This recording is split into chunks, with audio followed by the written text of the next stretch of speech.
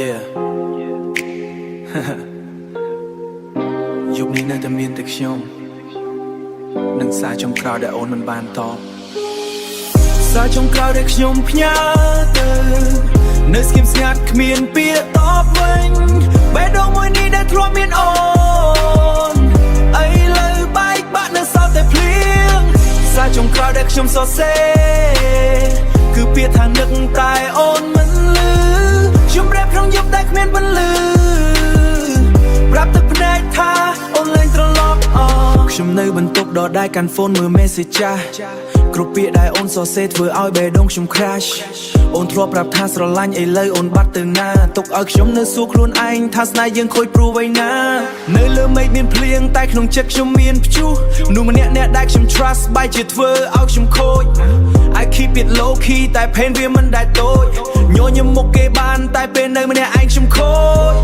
បើអូនមិនត្រឡប់វិញសូមយកចិត្តខ្ញុំទៅផងកុំទុកឲ្យខ្ញុំនៅនឹកក្នុងបន្ទប់ទទេម្នាក់ឯងសារចុងក្រោយដែលខ្ញុំផ្ញើទៅនៅស្ងៀមស្ងាត់គ្មានពាក្យតបវិញបេះដូងមួយនេះដែលធ្លាប់មានអូនអីលើបែកបាក់នៅសល់តែភ្លៀងខ្ញុំរ៉េបក្នុងយប់ដែលគ្មានពន្លឺប្រាប់ទឹកភ្នែកថាអូនលែងត្រឡប់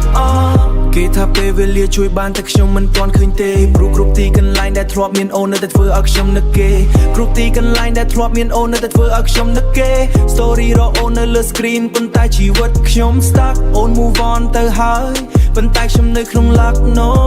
I'm fuck មិនមែនខ្ញុំមិនព្យាយាមបំភ្លេចរឿងយើងទាំងអស់តែអារម្មណ៍មនុស្សពិតមិនអាច delete ដូច folder បើអូនលឺបទនេះ someday សូមដឹងខ្ញុំនៅតែ honest ស្នេហ៍មួយដែលខ្ញុំឲ្យអូនគឺ real មិនមែន just word សារចុងក្រោយដែលខ្ញុំផ្ញើទៅនៅស្ងៀមស្ងាត់គ្មានពាក្យតបវិញបេះដូងមួយនេះដែលធ្លាប់មានអូនអីលើបែកបាក់នៅសល់តែភ្លៀងសារចុងក្រោយដែលខ្ញុំសរសេរគឺពាក្យថានឹកតែអូនមិនលឺខ្ញុំរៀបថានឹកតែអូនមិនលឺប្រាប់ទឹកភ្នែកថាអូនលែងត្រឡប់